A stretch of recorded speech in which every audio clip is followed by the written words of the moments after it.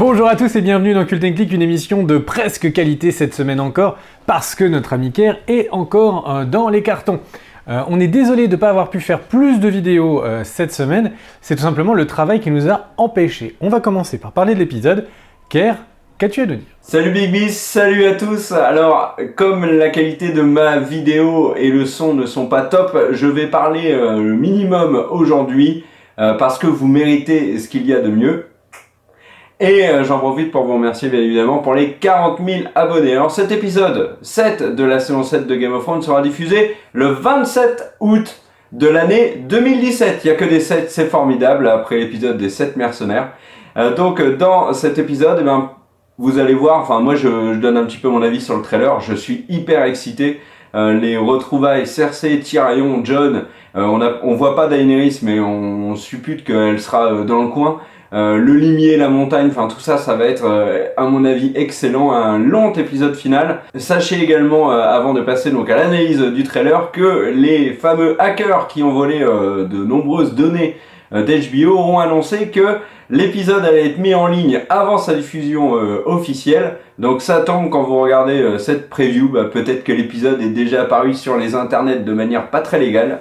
On l'espère pas pour HBO qui mérite de terminer cette saison 7 en beauté, sans incident. Merci mon petit Ker. Alors moi j'ai rajouté un petit mot sur le titre de l'épisode qui s'appelle The Dragon and the Wolf, le dragon et le loup. Évidemment on peut comprendre que ça va parler de Daenerys et de Jon, mais une autre manière de le comprendre serait de dire qu'en fait on parle de Rhaegar Targaryen et de Lyanna Stark, les parents de Jon, qui sont également donc un dragon et un loup, et ce qui sous-entendrait que c'est l'épisode de la révélation qu'on a attendu, ou en tout cas tant théorisé. Parlons maintenant des positions militaires. Alors au niveau des positions militaires, de parler de les positions militaires, c'est tout simplement qu'on voit les Immaculés avec les Dothraki en bas d'une palissade où il y a l'ami Jaime et Bronn. Certains théorisaient sur le fait que c'était au jardin. Je vois pas pourquoi on serait au jardin. Ce qui paraît le plus logique, c'est tout simplement que Daenerys a amené ses troupes aux portes de Port-Réal et que Jaime et Bronn sont tout simplement en train de les voir depuis les remparts de cette citadelle.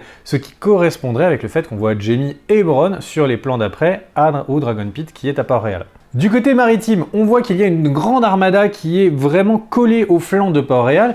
Elle a le symbole des Fernets. Alors on pourrait imaginer que ce soit Euron, soit les troupes de Theon Greyjoy. Là ce qu'on peut se dire, c'est que comme on voit que du côté de Tyrion, il y a Theon et Varys, et que ensuite donc le champ qui est juste derrière Tyrion, on voit toujours ces troupes, donc on a à peu près la certitude que là on voyait les troupes de Euron Greyjoy. Ce qui veut dire que si on pose rapidement les enjeux, d'un point de vue armée au sol, Daenerys a beaucoup plus de force. Par contre, elle n'a l'air d'avoir aucune arme de siège, ce qui est un peu étonnant si elle veut prendre la ville. De l'autre côté, du côté maritime, Euron Greyjoy, visiblement, a une troupe, une infanterie navale qui est bien plus importante, ce qui veut dire que je n'aimerais pas être à la place de Tyrion, et que tout le monde a amené ses forces pour faire comprendre qu'il ne céderait pas, malgré cette discussion au sommet. Et maintenant, concentrons-nous 2 secondes sur cette petite image un peu romantique de cet homme à terre. Alors moi, je vous parie que c'est Theon Greyjoy qui met la main à terre parce qu'il est anéanti d'avoir découvert que c'est sa sœur Yara qui a été assassinée à Port-Réal par Euron. Ker, tu voulais nous parler de Winterfell. Qu'est-ce qui se passe à Winterfell ? Passons maintenant à Winterfell, puisque l'on voit très rapidement dans le trailer des images de Sansa, qui est donc sur les remparts de la ville. Tout est enneigé, il fait particulièrement gris, et c'est la même chose dans le cœur de Sansa, qui a l'air particulièrement tracassé. Le trailer ne nous en dit pas plus, il faut donc faire un petit peu des suppositions. Qu'est-ce qui pourrait bien embêter Sansa à Winterfell, outre l'absence de Jon? Une des raisons possibles, c'est la présence de Bran. Bran est à Winterfell en effet depuis quelques épisodes maintenant, et à chaque fois que Bran ouvre la bouche, c'est pour balancer une bombe atomique. Donc peut-être que Bran a balancé un truc qui peut avoir eu des conséquences sur Sansa.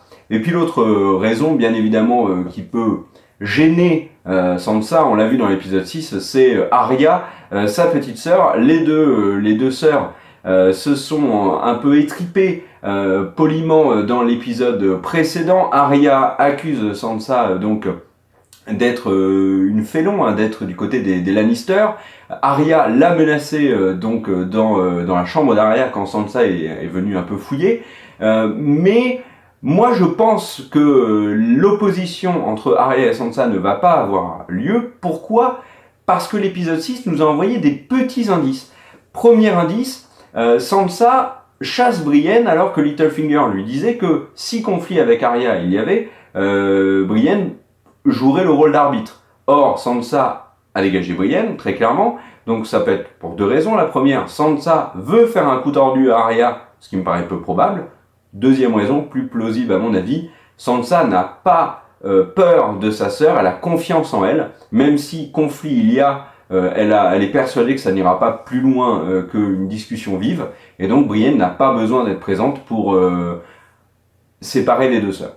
Donc voilà, et puis l'autre indice, c'est que Arya, quand elle est donc dans sa chambre et qu'elle menace Sansa avec la dague de Littlefinger, elle lui rend. Et finalement, on pourrait se demander si c'est pas un message envoyé par Arya à Sansa en lui donnant cette dague de Littlefinger. Est-ce que Littlefinger, finalement, qui est en train, on l'a vu, de faire le fourbe en douce comme d'habitude, est-ce que ça serait pas Littlefinger, l'ennemi des deux sœurs Stark dans l'état actuel des choses, on peut quand même supposer qu'elles vont s'en rendre compte. Merci Kerr, concentrons-nous maintenant sur Port-Réal. Alors, on voit des plans avec de nombreuses personnes. Sur la photo que vous voyez tout de suite, la photo de famille, vous verrez qu'il y a Tyrion sur la gauche, puis il y a Sir Davos of Fleabottom. Ensuite, on a la petite bouillette de Brienne, puis Pod. Alors, Pod fait partie d'une famille qui est vassale des Lannister. Ce serait une raison pour laquelle il serait devant ? Je ne sais pas. En tout cas, il est en train de parler avec notre ami Jon Snow, qui est ensuite vient Sir Jorah Mormont. Ensuite, il y a Theon Greyjoy, et on le voit donc sur le plan d'après, il y a Bronn qui les accompagne, et donc Bronn nous amène naturellement à parler des autres présents de l'autre camp. Évidemment, on parle du camp de Cersei, et il y a Jaime qui est là, il y a évidemment Qyburn qui est aussi présent, et des plans où nous voyons l'ami, ou plutôt le pas ami du tout, la montagne. La montagne, quand ça vous gagne, j'ai envie de vous dire, mais surtout, la montagne est présente, et on sait que l'ami le limier vient, ce qui sous-entend qu'il y aura peut-être, en tout cas, les éléments présents pour le Clegane Ball. Qu'est-ce que Dragon Pit ? L'endroit où en fait tout le monde se retrouve. Dragon Pit, c'est tout simplement l'endroit où étaient enfermés les dragons du temps des Targaryens, là où les dragons batifolaient, et où ils ont été malencontreusement, j'ai envie d'utiliser ce terme, malencontreusement tous assassinés dans d'atroces souffrances lors d'une révolte de Port-Réal, et j'ai envie de dire, ce n'est donc pas pour rien que l'ami Cersei a choisi ce lieu comme rendez-vous avec nos amis de Daenerys. On termine cette vidéo par les absents du trailer parce qu'il y en a beaucoup. On ne voit pas Daenerys, c'est une surprise. On ne voit pas non plus Arya, on ne voit pas Bran, mais j'en ai parlé un petit peu avant. On ne voit pas Sam qui, logiquement, est en route pour Winterfell où il espère y retrouver Jon. On ne voit pas Brienne, on ne voit pas le limier, on ne voit pas Ned Stark, Catelyn, Robb, on ne voit pas non plus Walter White. Il y a beaucoup de monde qu'on ne voit pas, mais j'ai envie quand même de revenir sur l'absence qui, à mon sens, est remarquée, celle du Night King, puisqu'il a terrifié tout le monde dans l'épisode 6, qu'à présent il a un dragon, Viserion. On peut supposer que malgré son absence dans le trailer de cet épisode 7, il devrait apparaître dans cet épisode, puisque on voit vraiment que la réunion, les retrouvailles des héros de la série, concerne justement le problème délicat de Kylian Mbappé, du Night King. Voilà, on peut supposer que le Night King sera de la partie. Ainsi s'achève la vidéo. Moi je vous fais des bisous, n'hésitez pas à vous abonner, à mettre un pouce vers le haut, et je laisse le mot de la fin à Big B qui va forcément, comme à son habitude, vous faire rêver. Merci mon bon Kerr, et bien moi je vais juste vous dire au revoir. Désolé encore de ne pas avoir pu faire plus de vidéos cette semaine, on aurait vraiment aimé en faire autant que d'habitude. J'ai envie de dire en tout cas des bisous, abonnez-vous si c'est pas déjà fait, mettez le petit pouce bleu comme le bleu des yeux de l'ami le roi de la nuit, et évidemment le partage, c'est important, c'est la vie. Des bisous, ciao ciao. Let's go!